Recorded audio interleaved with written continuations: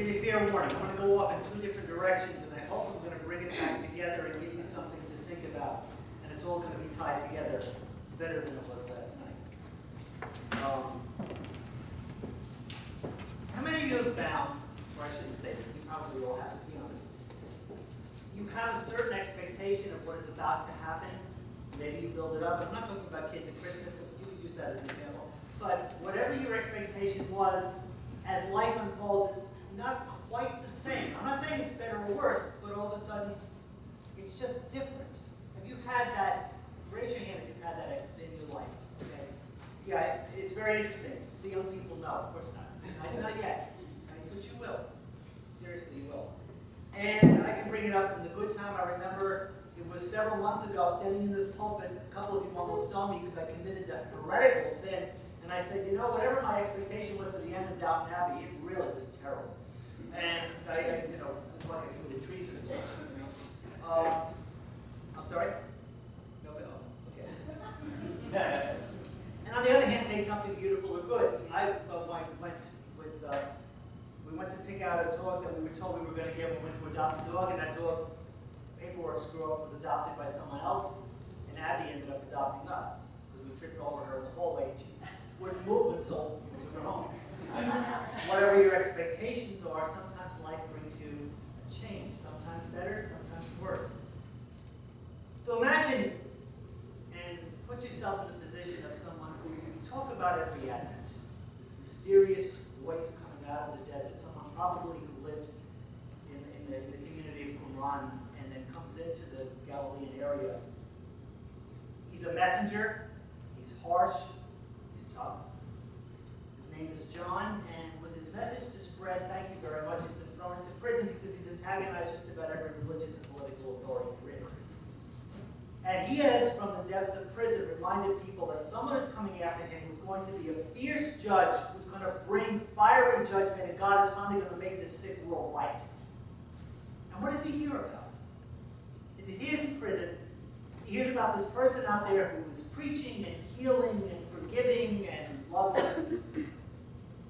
So he asks those who still remember him as he's rotting away in prison, awaiting his own execution. He sends people to this preacher, this Jesus of Nazareth, and asks him a simple question.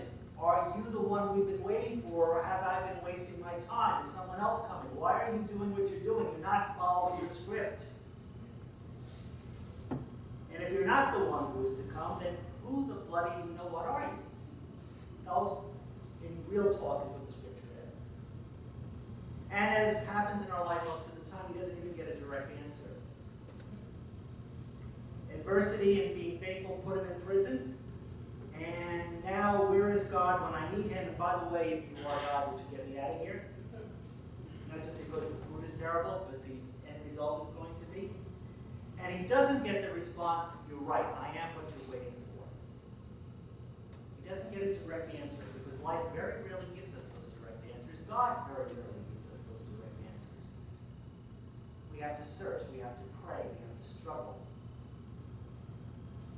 But Jesus does say, look at the evidence. Look at what I'm doing.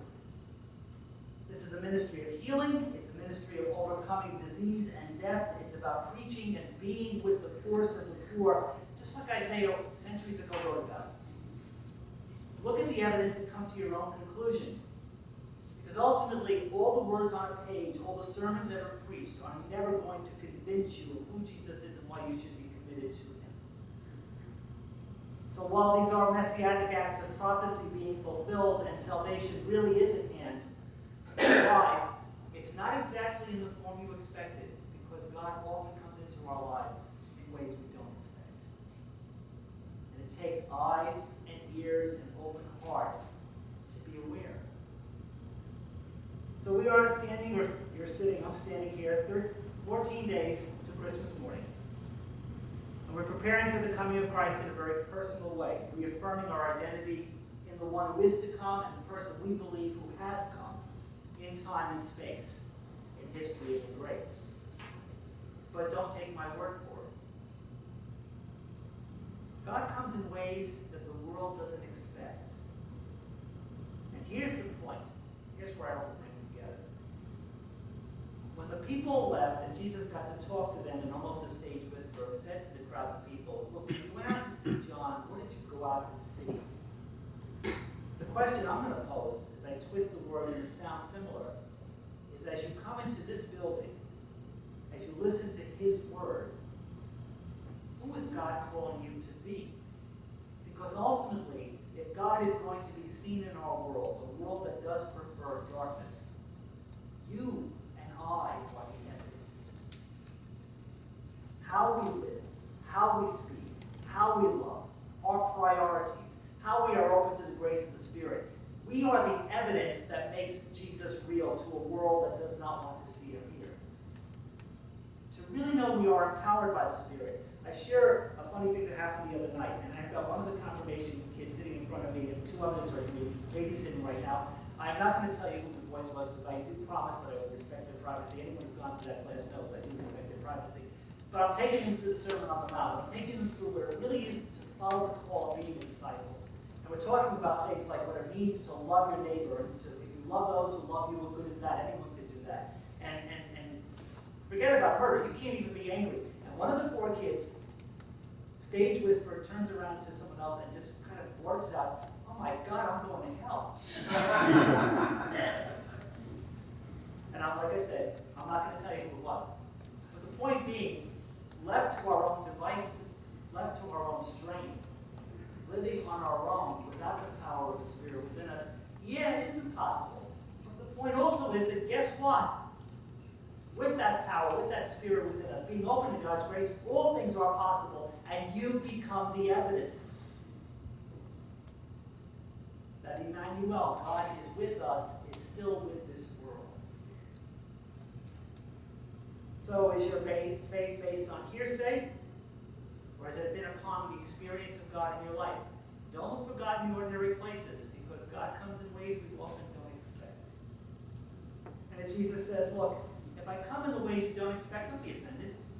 Don't be scandalized.